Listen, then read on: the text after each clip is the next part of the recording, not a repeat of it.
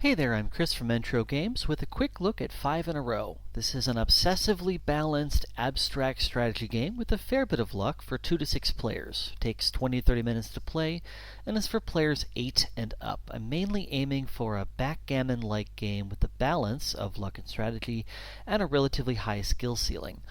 What we're doing here is trying to make patterns, and by placing pieces on this board, we're making patterns that are on the backs of the cards, and when we do that, we'll score points. As part of setup, each player is going to draw 3 cards, and these are going to indicate where your pieces will start. So if you look towards the upper right, you see that little black circle that says D4. So one of my pieces will start on D4, this one says E4, and this one says A5. In this 2-player example, my opponent, the blue player, has drawn C4, E3, and B5. So this just kind of starts us off here. Once that's done, we'll discard these cards and then draw 3 cards to start the game. So the goal of the game is to claim these patterns and then making them on the board. And as soon as I've made the pattern at the end of my turn, I can claim this card to score the points in the upper left corner. The pieces in circles indicate pieces I have to remove from the board, and they go back to my supply. The more pieces it requires to make the pattern, and the more pieces that have to be removed, the more points it's worth.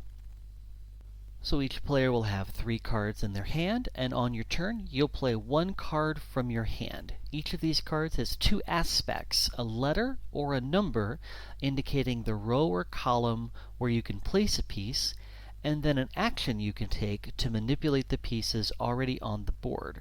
You can take both of these actions in any order, and again, the goal is to make one of the patterns.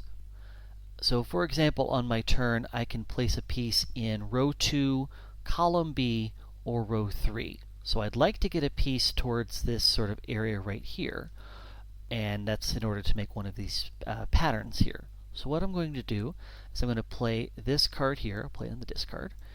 I'm going to place a piece anywhere I want in column B, and once I do that, that bottom action says to move, and I can move one of your pieces any distance and direction through empty spaces in a straight line. It's kind of like a queen that can't capture, if you want to think of it like chess. So I'm going to move this piece here, along this diagonal, up to F4, and I can now claim this card here, because I've got my pieces in a row. The piece on the left in that pattern is going to be removed, taken back to my supply. I will claim this card, keep it in front of me. A new card immediately comes out, and it's the next player's turn. Each of the 4 actions in the game pushes and pulls against the others. The shift action and the jump action both let you capture opponents' pieces, which lets you place them anywhere else on the board. The shift puts the edges in danger, while the jump puts the pieces in the middle in danger. The swap and the move actions are helpful in different ways to help your pieces navigate the board. Swap being more helpful in crowded areas, move being more helpful in open areas.